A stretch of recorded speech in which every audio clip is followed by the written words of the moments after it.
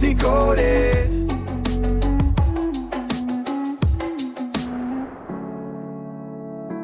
Welcome back to Book Decoded, everybody. Ready to go kind of cosmic today. Always up for a cosmic adventure. Perfect, because we are diving into aliens, the world's leading scientists on the search for extraterrestrial life. Yes. Edited by Jim Al-Khalili. I mean, talk about an all-star lineup. Right. This book brings together some of the brightest minds out there to tackle that age-old question, are we alone in the universe? And what I really appreciate is that it goes way beyond just astronomy, you know? Oh, yeah, for sure. It digs into biology, psychology, even the way science fiction has shaped our perceptions of alien life.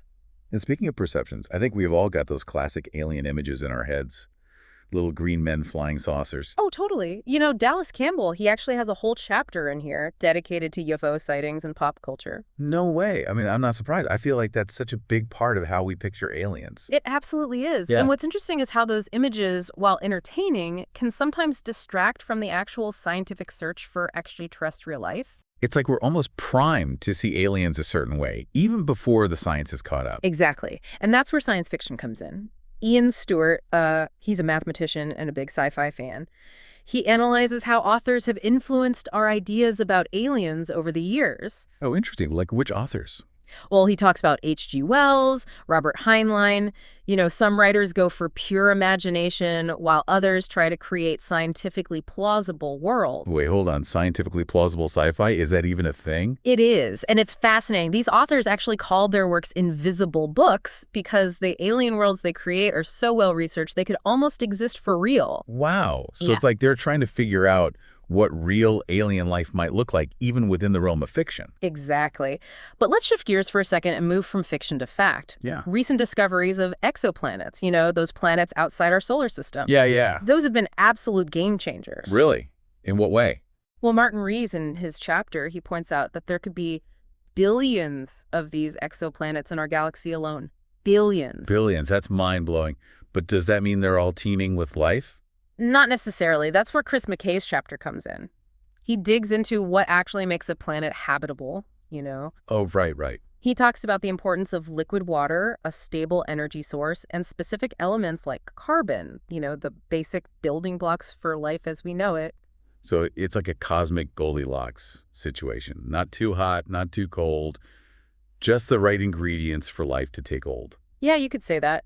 And here's the really cool part. Those just right conditions might exist in places we wouldn't expect, like right here in our own solar system. Ooh, you mean like Mars? Because I gotta say, I've always been fascinated by the idea of ancient Martians. Well, Monica Grady, she's a planetary scientist, and her research focuses on just the possibility of microbial life on Mars, past or present.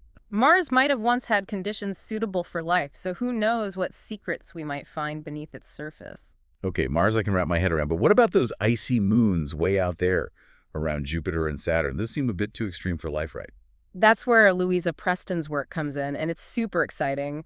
Moons like Europa and Enceladus, they have icy surfaces, but there's strong evidence that they have vast oceans of liquid water beneath the ice. Wait, so under all that ice, there could be alien life swimming around. That's insane. The possibilities are mind-blowing, right? Totally. And speaking of mind-blowing life forms, what do you think about this idea of using octopuses as a model for understanding alien intelligence? Octopuses.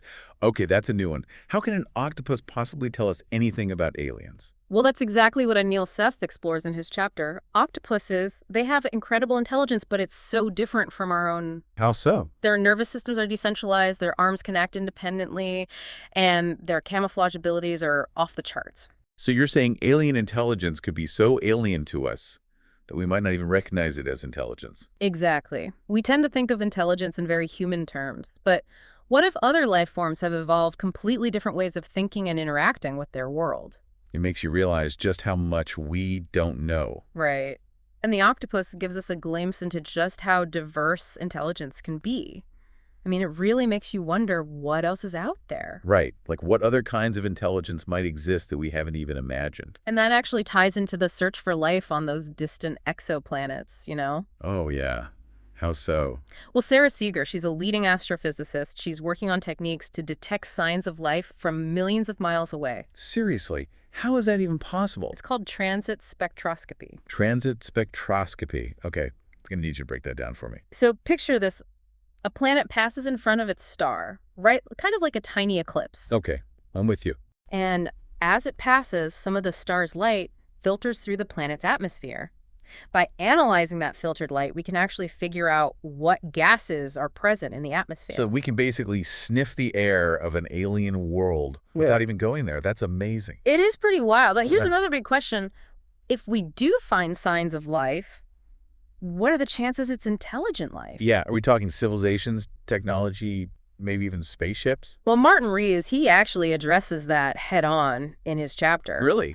Yeah, he suggests that any alien civilization we encounter is likely to be far more technologically advanced than us. Oh, wow. Yeah, that makes sense. Yeah. I mean, for them to even be detectable across interstellar distances, Yeah, their technology would have to be incredibly sophisticated. exactly. So maybe we should hold off on the welcome wagon for now. Yeah, maybe just a little bit. Yeah. But does that automatically mean they'd be hostile? You know, like the classic alien invasion scenario. Well, that's where things get really interesting. Lewis Dartnell, he explores the different motivations for alien contact. Would they be explorers, conquerors, scientists? We just don't know. I mean, it's all speculation at this point, but it's still fascinating to think about. It is. It really forces us to confront our own assumptions about intelligence and intent. It's almost like we're projecting our own human history onto the cosmos. That's a good point. But speaking of history, what about all those stories of UFOs and government cover-ups? Is there any truth to that, or is it all just conspiracy theories? Well, Dallas Campbell, he dives into the whole history of those Area 51 stories, you know, from the Roswell incident to the Men in Black rumors. It's amazing how our desire for the extraordinary can get mixed up with real-world events and blur the lines between fact and fiction. So are you saying there's nothing to those stories, or is the truth really out there? Maybe the truth is that our fascination with the unknown stems from a deeper human desire, you know, the desire to know that we're not alone in the universe. Yeah, I can see that. But if we're not alone, why haven't we heard from anyone yet? I mean, it's a big universe out there. That's the Fermi paradox. And it's a question that has puzzled scientists for decades. Maybe there are advanced civilizations out there, but they have no interest in contacting us. Or maybe they're just really good at hiding. Now there's a thought. But let's not forget we are constantly developing new ways to listen. Projects like SETI, the search for extraterrestrial intelligence, are using huge radio telescopes to scan the skies for signals that might indicate an intelligent origin. So we're basically eavesdropping on the cosmos, hoping to catch a snippet of alien conversation. You could say that, but even if we do pick up a signal deciphering, it would be another challenge altogether. I can only imagine. What if their language is based on something we can't even comprehend, like quantum fluctuations or something? That's definitely a possibility. Our understanding of communication is shaped by our own biology and experiences. What if alien communication operates on principles that are completely foreign to us? Okay, now you're really blowing my mind. But let's take a step back from the vastness of space for a minute.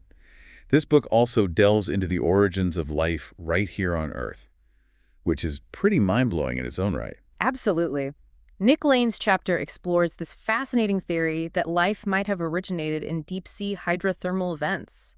You know, those underwater geysers that spew out hot, mineral-rich water. Wow.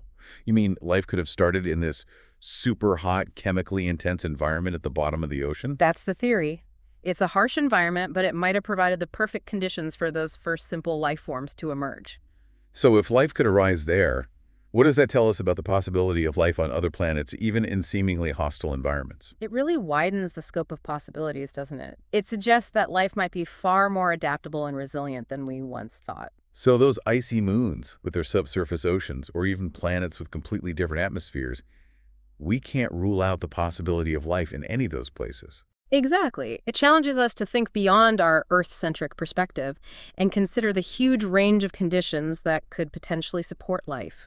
It's a pretty humbling realization. It really is. It makes you realize how much we still don't know about the universe and even about life itself.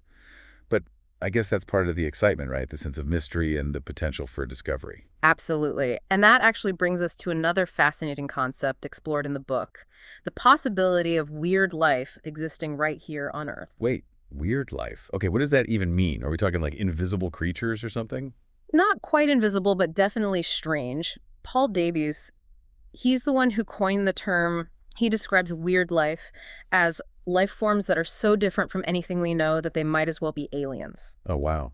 Like what? Give me an example. Think about life forms that don't use DNA or that thrive in extreme environments like boiling hot springs or highly acidic lakes. So basically, alien life could be hiding right under our noses, and we wouldn't even recognize it because it's so different from what we expect. That's the idea. And John Jim McFadden, he takes this concept a step further. Oh, yeah. Yeah, he suggests that finding evidence of a second genesis, a separate origin of life on Earth, would strongly support the idea that life is widespread throughout the universe. Wow, is second genesis. That Yeah. would definitely be a game changer. But how would we even go about finding this weird life? Do we need to start spelunking in toxic caves or something? Well, there are lots of approaches, but one promising method is to look for life forms that exhibit chiral specificity. Chiral specificity. Okay, you're going to have to explain that one. Sure, it's a bit technical, but it basically has to do with the way molecules are structured. Life as we know it uses mostly left-handed amino acids and right-handed sugars. Okay. But weird life might use the opposite chirality, kind of like a mirror image of life as we know it. So like a backwards version of life. That's wild. It is, and if we find evidence of these mirror molecules, it would suggest that life arose independently from the life we're familiar with. That would be absolutely incredible. Imagine two different forms of life coexisting on the same planet. It's like something straight out of science fiction. And yet, it might be closer to reality than we think. Scientists are currently exploring all sorts of extreme environments, looking for any sign of this weird life. It's like a cosmic treasure hunt right here on Earth. I love that analogy. But let's shift gears one last time and talk about the really big picture. We've been discussing the possibility of alien civilizations, but what about the likelihood of them being well civilized? That's a profound question, and Matthew Cobb tackles it head-on in his chapter. Oh, yeah. What does he say? Well, he argues that the emergence of complex multicellular life on Earth, especially intelligent life, was so incredibly unlikely that it might be unique. In other words, we might truly be alone in the universe. Alone. Wow. That's both terrifying and kind of liberating in a strange way. I mean, if we are the only ones, it really emphasizes the importance of protecting life on Earth. It does, doesn't it? It forces us to confront our responsibility as stewards of this planet, the only known haven for life in this vast universe. Okay, I think we've reached peak existentialism for one episode. But before we go too deep down that rabbit hole, I have to ask about those wild alien encounter stories people claim to have had. You know, the ones where they're abducted onto spaceships and probed by little gray aliens? Is there any chance those stories are true? Well, Chris French, he's a psychologist, and he really digs into the psychology behind these close encounter stories. Oh, interesting. Yeah, he explains how our brains can actually be tricked into seeing things that aren't really there. Oh, wow. So you're saying it's all in our heads? Yeah. That these people haven't actually been abducted by aliens? Not necessarily. It's more about how our brains interpret sensory information, especially during times of heightened stress or anxiety. Ah, I see. Like, think about sleep paralysis. Oh, yeah, where you're conscious but you can't move. Exactly. It can feel incredibly real, and it often gets interpreted as an alien encounter. So our brains are trying to make sense of these weird experiences, and sometimes aliens just fit the bill. Yeah, kind of. We're pattern-seeking creatures, you know? Always searching for explanations, even if those explanations are a little out there. Okay, so maybe some of those stories can be explained away. Yeah. But what about the ones that can't? Is there any actual evidence that aliens have visited Earth? That's the million-dollar question, isn't it? Yeah. While there's no definitive proof, there are definitely some unexplained cases that are pretty intriguing. Like what? Give me an example. There's the famous Roswell incident. Oh, yeah. I've heard of that one. Dallas Campbell actually goes into it in detail in the book. Right. Back in 1947, a rancher in New Mexico found debris from a crashed object, and of course, rumors of a downed alien spacecraft spread like wildfire. So was it really an alien spaceship? The official explanation was that it was a weather balloon, but a lot of people believe that the government covered up the truth, and the debate continues to this day. It's like something straight out of the X-Files. Right. But even if we haven't had confirmed alien visitors, the possibility is still out there. Which brings me to something I've always wondered. If we ever did make contact with an intelligent alien civilization, how would we even communicate with them? I mean, they wouldn't speak English, right? That's a challenge that scientists are actively working on. They are. Yeah.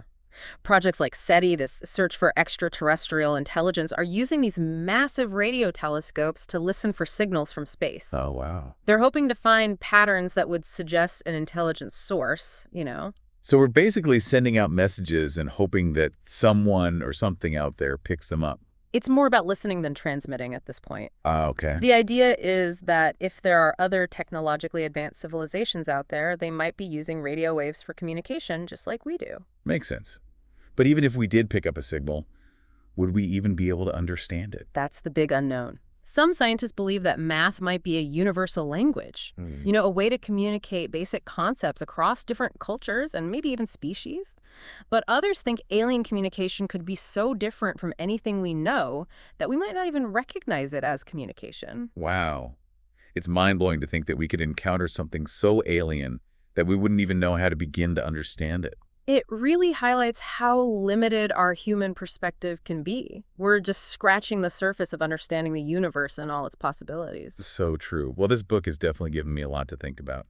Any final thoughts before we wrap things up? For me, the biggest takeaway from this book is that the search for alien life isn't just about finding little green men on another planet. It's about so much more than that. What do you mean? It's a journey of self-discovery. It's about understanding our place in the universe and grappling with some of the biggest questions we've ever asked as a species. It's about pushing the boundaries of our knowledge and really challenging our assumptions about life intelligence and even what it means to be human. Exactly. And whether or not we ever find definitive proof of alien life, the very act of searching and questioning and exploring is what expands our horizons and deepens our appreciation for the wonders of the cosmos. Beautifully said. Well, this has been an incredible journey through aliens, the world's leading scientists on the search for extraterrestrial life. Thanks for joining us on Book Decoded today. It's been a pleasure. And to all our listeners out there, keep looking up at the stars, keep asking those big questions, and never stop exploring the universe and all its mysteries.